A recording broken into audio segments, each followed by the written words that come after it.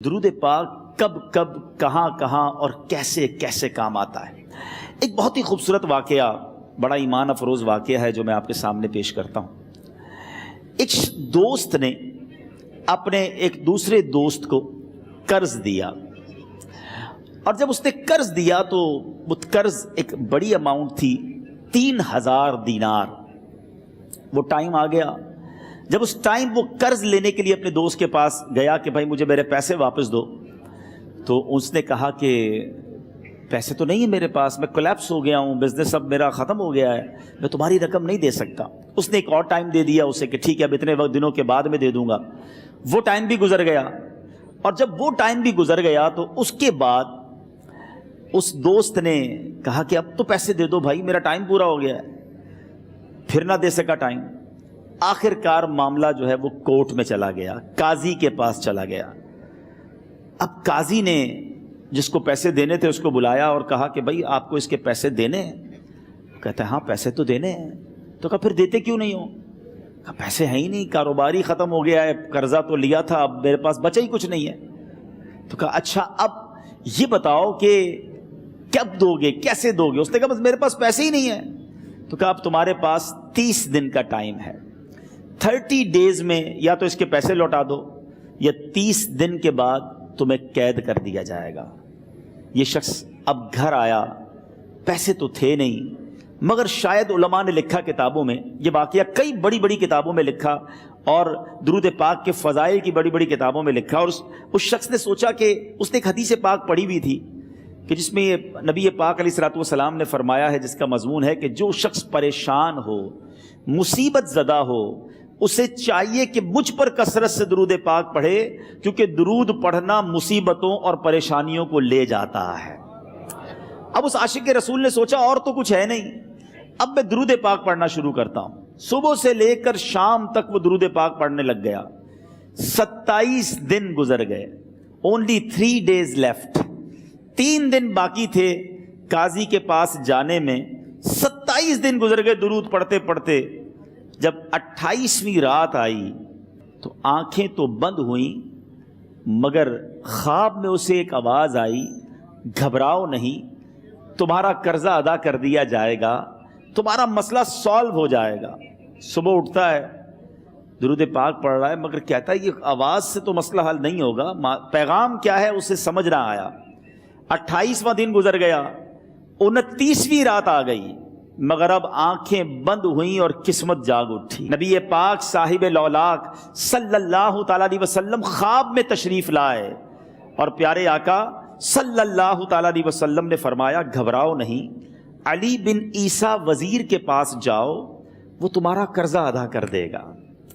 اب یہ عاشق رسول صبح اٹھا تو ویری فریش، حشاش بشاش کہ اب تو کام ہو گیا، نبی پاک نے خواب میں آ کر بشارت دی ہے۔ مگر پھر ذہن میں سوال آیا کہ علی بن عیسیٰ کے پاس جاؤں گا تو ثبوت کیا ہے، پروف کیا ہوگا؟ میں جا کر اس کو کہوں گا کہ میرا قرضہ دے دو، تو ایسے تو قرضہ نہیں دے دینا، اور میں نے اس کو کہا کہ مجھے نبی پاک نے خواب میں کہا ہے، اور اس نے اگر مجھ سے کوئی نشانی مانگی تو میں نشانی کیا دوں گا؟ آخری دن تھا، 29واں دن تھا، وہ بھی درود پڑھتے پڑھتے گزر گیا۔ 30th نائٹ آ گئی، صبح وہ دن ہے جب عدالت میں جانا ہے۔ اب اس رات پھر نبی پاک علیہ الصلوۃ والسلام خواب میں تشریف لائے، اور آقا علیہ الصلوۃ والسلام نے فرمایا کہ علی بن عیسیٰ وزیر کے پاس جاؤ، وہ تمہارا قرض ادا کر دے گا۔ کہ حضور چلا تو جاؤں گا، لیکن اگر وزیر نے مجھ سے کوئی نشانی طلب کی تو میں کیا جواب دوں گا؟ پیارے آقا علیہ الصلوۃ والسلام نے کمال کا ارشاد فرمایا کہ علی بن عیسیٰ سے کہنا کہ تم روزانہ فجر کی نماز کے بعد 5000 بار درود پاک پڑھتے ہو، یہ راز فقط تم جانتے ہو اور تمہارا رب جانتا ہے۔ اب یہ جب صبح اٹھا تو ایک نشانی بھی مل چکی تھی۔ عدالت میں جانے سے پہلے وزیر کے دربار میں پہنچ گیا، اسے یہ ڈر تھا کہ آج پیسے نہ لوٹائے تو سزا ہو سکتی ہے۔ جب وزیر کے دربار میں پہنچا تو وزیر اپنے مشیروں کے ساتھ بیٹھا تھا۔ کہا مجھے آپ سے بات کرنی ہے۔ کہا بتاؤ کیا بات کرنی ہے؟ کہا میں ایک پیغام لایا ہوں آپ کے لیے۔ اچھا کس کا پیغام لائے ہو؟ کہا میں نبی پاک جناب محمد مصطفیٰ صلی اللہ تعالیٰ علیہ وسلم کا پیغام لایا ہوں۔ وہ عاشق رسول وزیر تھا، کہتا بتاؤ میرے آقا نے کیا پیغام دیا ہے؟ کہ حضور میں 3000 دینار کا مقروض ہوں، آج آخری دن ہے اور میرے آقا نے مجھے بشارت دی ہے کہ آپ سے کہوں کہ آپ میرا قرض ادا کر دیجئے۔ علی بن عیسیٰ کہتا ہے کوئی ثبوت ہے آپ کے پاس؟ ہے کوئی دلیل بھی ہے آپ کے پاس؟ میں کیسے مان لوں کہ آپ کو نبی پاک علیہ الصلوۃ والسلام نے بھیجا ہے؟ عاشق رسول کہتا ہے خالی ہاتھ نہیں آیا، میرے آقا نے مجھے دلیل بھی عطا فرمائی ہے، مجھے ایک ایویڈنس بھی دیا ہے، اور پروف یہ ہے حضور کہ آپ روزانہ صبح فجر کی نماز کے بعد نبی پاک صلی اللہ تعالیٰ علیہ وسلم کی بارگاہ میں درود و سلام کا نذرانہ پیش کرتے ہیں۔ جب تک 5000 کا عدد پورا نہیں ہوتا آپ اس وقت تک کسی اور سے بات نہیں کرتے، اور اے وزیر صاحب یہ راز صرف آپ کو پتہ ہے اور آپ کا رب جانتا ہے۔ اللہ اکبر۔ وہ وزیر تو جس کو کہے نا جھوم اٹھا، ایسا عاشق رسول وزیر تھا جو روزانہ صبح 5000 درود پڑھتا ہو، اس کی تو عید ہو گئی نا۔ وہ کہتا ہے مرحبا یا رسول اللہ، میرے آقا نے میرے درود قبول کر لیے، اس سے بڑھ کر میرے لیے سعادت کیا ہوگی۔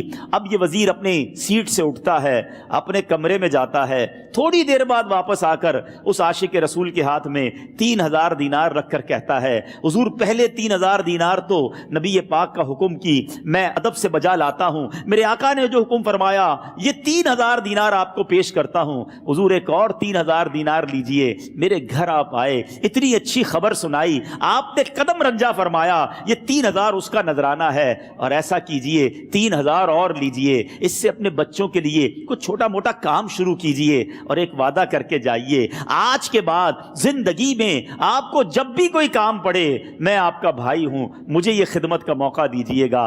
اللہ اکبر۔ وہ مقروض جو ایک رات پہلے 3000 دینار کا مقروض تھا، ہو سکتا ہے اس کے بیک آف مائنڈ یہ بھی چل رہا ہو کہ اب شاید کل میں نے جیل میں جا کر، عدالت میں جا کر گرفتاری دے کر جیل میں جانا ہے، مگر اب 9000 دینار ہاتھ میں ہیں۔ عاشق رسول جھومتا ہوا نبی پاک کی یاد میں گھومتا ہوا اب عدالت میں پہنچا۔ عدالت میں everybody expecting over there کہ آج اس نے آنا ہے اور آ کر کہنا یہی ہے کہ پیسے تو نہیں ہیں، گرفتار کر لو، مگر جا کر اس عاشق رسول نے 3000 دینار جج صاحب کے ہاتھ میں رکھ دیے۔ قاضی کہتا ہے پہلے تو یہ بتاؤ پیسے آئے کدھر سے؟ تم تو کہتے تھے غریب ہوں، تم تو کہتے تھے کاروبار نہیں ہے، ایک مہینے میں اتنی بڑی رقم کا انتظام کیسے ہو گیا؟ سبحان اللہ۔ اس عاشق رسول نے گویا زبان حال سے یہ کہا ہوگا کہ یہ تو کرم ہے ان کا، ورنہ مجھ میں تو ایسی بات نہیں، اتنا دیا سرکار نے مجھ کو، اتنی میری اوقات نہیں۔ اس نے وہ پورا واقعہ بھری عدالت میں سنا دیا۔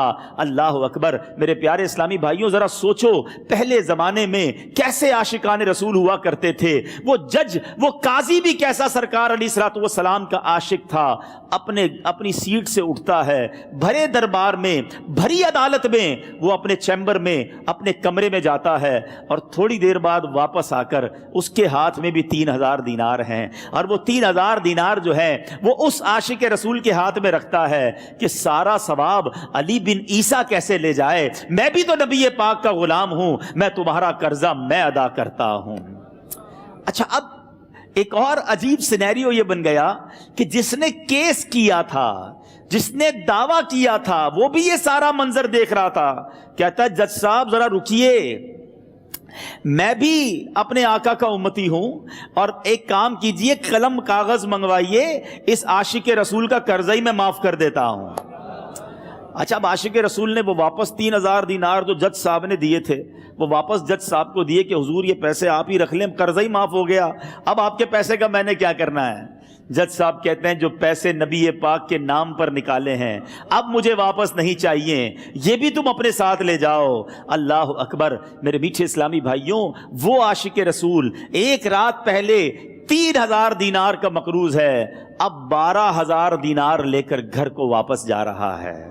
اس ایک واقعے کے اندر جو ہم سب کے لیے درس ہے، جو ہم سب کے لیے پیغام ہے، شاعر لکھتے ہیں نا، دکھوں نے تم کو جو گھیرا ہو تو درود پڑھو، दुखों ने तुमको जो घेरा हो तो दुरूद पढ़ो, जो हाजिरी की तमन्ना हो तो दुरूद पढ़ो। आज हम बहुत सारी प्रॉब्लम्स में होते हैं। यहां भी हो सकता है मेरा कोई भाई बीमार बैठा हो, कोई कर्जे में डूब गया हो, किसी का कोई बिजनेस प्रॉब्लम चल रहा हो, कोई फैमिली इशू में डिस्टर्ब हो। आप किसी भी प्रॉब्लम में हैं, खुदा की कसम दुरूद पाक ऐसा वजीफा है। लोग बहुत सारे वज़ाइफ पूछते रहते हैं, बहुत सारे जनाब वज़ाइफ के बारे में मालूमात करते रहते हैं। सच्ची बात यह है, हर दर्द की दवा है सल्ले अला मुहम्मद। हर दर्द की दवा है सल्ले अला मुहम्मद। तावीज़ हर बला है सल्ले अला मुहम्मद। तो खुदारा अपनी ज़िंदगी में दुरूद पाक को शामिल कर लीजिए और आप बिलीव करें, जब आपने कसरत से दुरूद पाक पढ़ने शुरू कर दिए, आप अपनी आंखों से देखेंगे आपके प्रॉब्लम दूर हो रहे हैं, आपकी सेहत अच्छी हो रही है, आपके कर्जे उतरने शुरू हो गए हैं, रोजगार में आपके बरकत होना शुरू हो जाएगी, आपके चेहरे पे नूर आना शुरू हो जाएगा, आपकी जबान में असर आना शुरू हो जाएगा। सल्लू अलल हबीब सल्लल्लाहु तआला अला मुहम्मद। मुझे अपनी और सारी दुनिया के लोगों की इस्लाह की कोशिश करनी है इंशाअल्लाह।